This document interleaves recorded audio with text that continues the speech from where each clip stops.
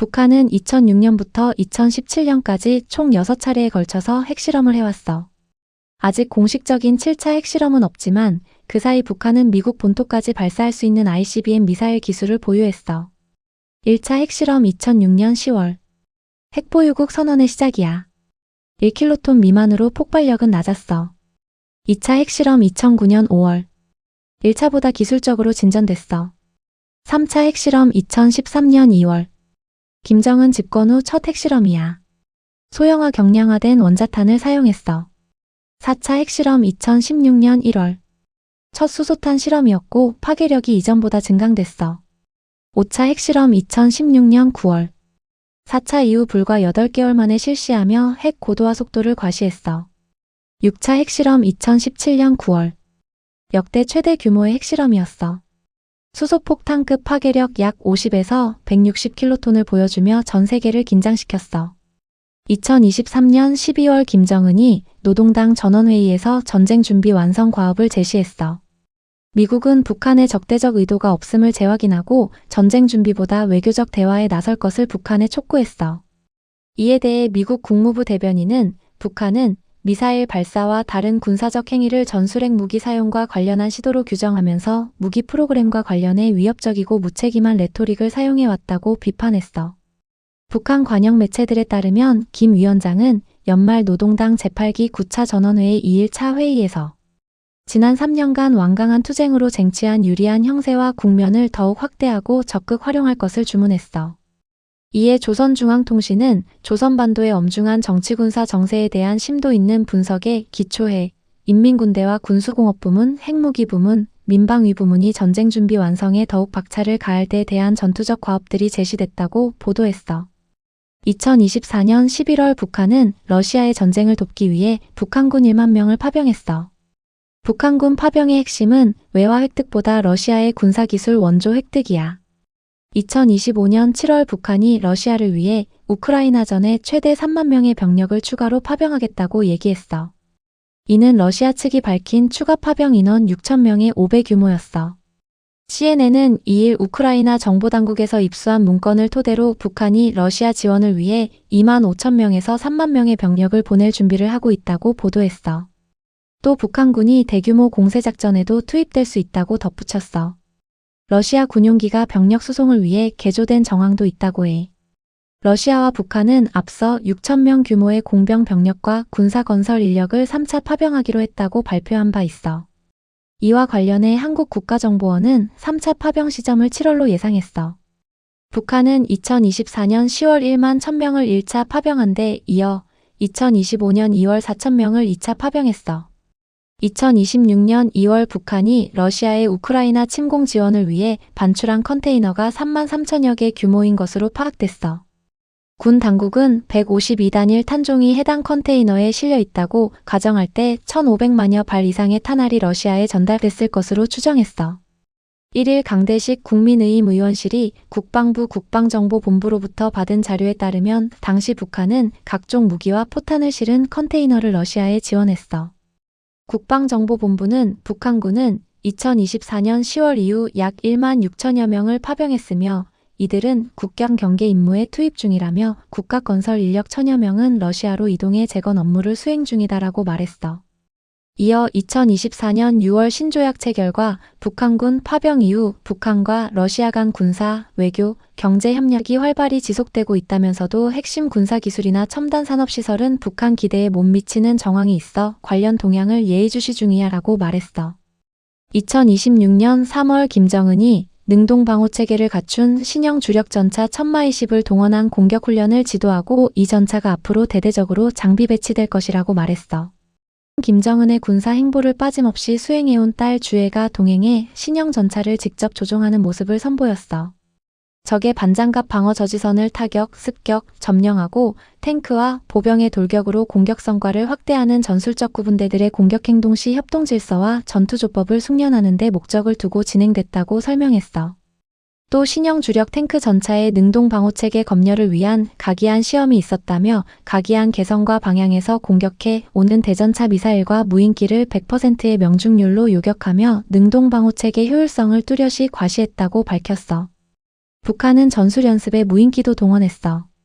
전술연습이 개시되자 각종 무인 공격기가 실시간 정찰 자료에 근거해 적의 지휘 거점과 대장갑 화력 진지를 타격했다고 통신은 전했어. 이어 대전차 미사일 일제 사격과 함께 후방 타격 부대가 매복 진지에서 적 무인기와 무장헬기를 격추하고 적 방어선을 습격해 전차 및 보병 공격을 위한 여건을 조성하는 훈련이 진행됐어. 김정은은 핵심 기술 개발에 7년이 걸린 신형 전차는 생존율 향상을 특히 중시했다며 이 탱크만큼 자체 방어 능력이 강한 장갑 무기는 세계적으로 존재하지 않는다고 확신한다고 자평했어. 2026년 3월 털시 게버드 미국 국가정보국장은 18일 상원 정보위 전 세계 위협평가 청문회에서 북한의 대륙 간탄도 미사일 ICBM은 이미 미국 본토에 도달할 수 있으며 북한은 핵무기 증강에 전념하고 있다고 밝혔어. 미 정보 당국은 갈수록 자신감을 키워가는 북한 정권이 영내외에서 우려의 근원으로 남아있다고 평가한다고 말했어. 북한은 미국을 억제하고 영내 미사일 방어에 도전하며 한국을 위험에 처하게 하기 위해 핵 탑재 무기 체계에 투자하고 있다고 평가했어. 또 북한은 생물화학무기 능력을 유지하고 있으며 분쟁 시 또는 비재래식 비밀 공격에 이를 사용할 수 있다고 평가했어.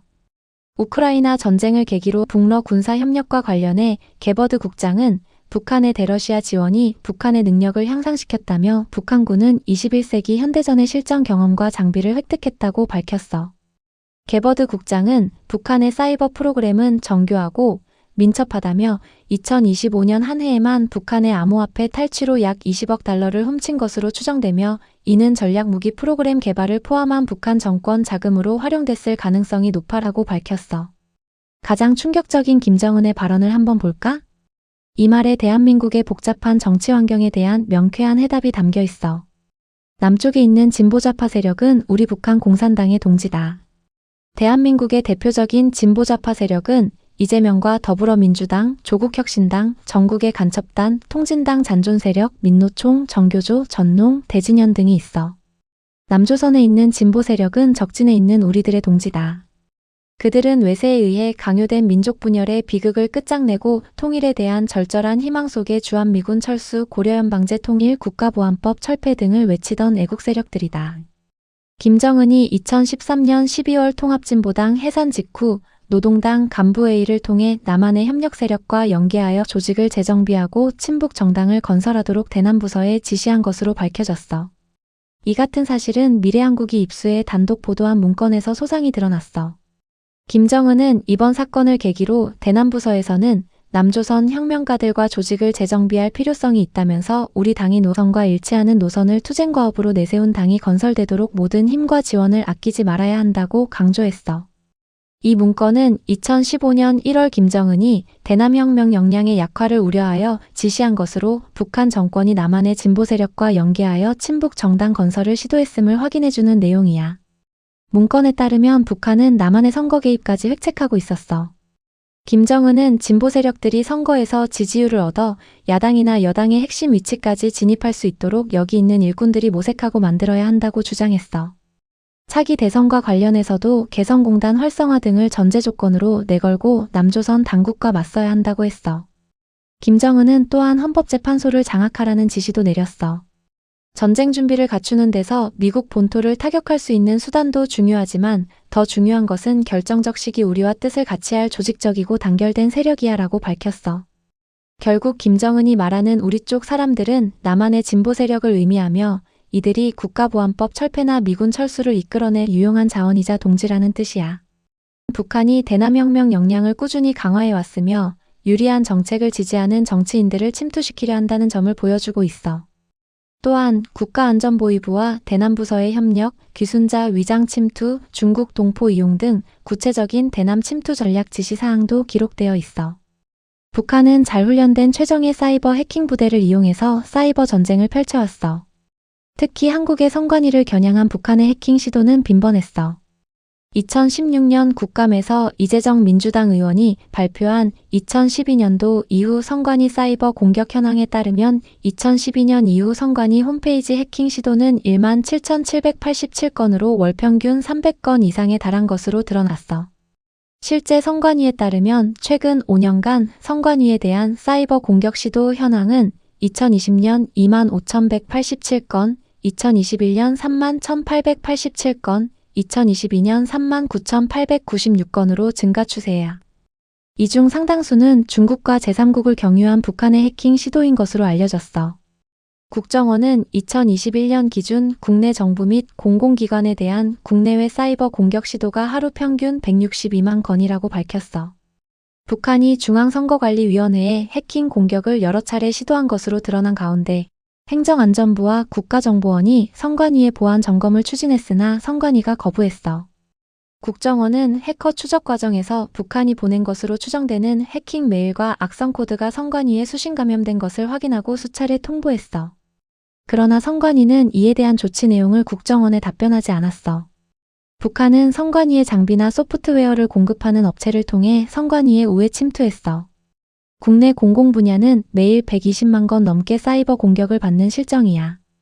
이처럼 선관위에 해킹을 시도한 세력 중엔 북한 정찰총국과 연계된 해커 조직 라자루스가 포함됐을 가능성이 있다고 전직 국정원 고위 간부가 말했어. 북한과의 전쟁이 얼마나 지속적으로 진행되어 왔는지 느껴지지?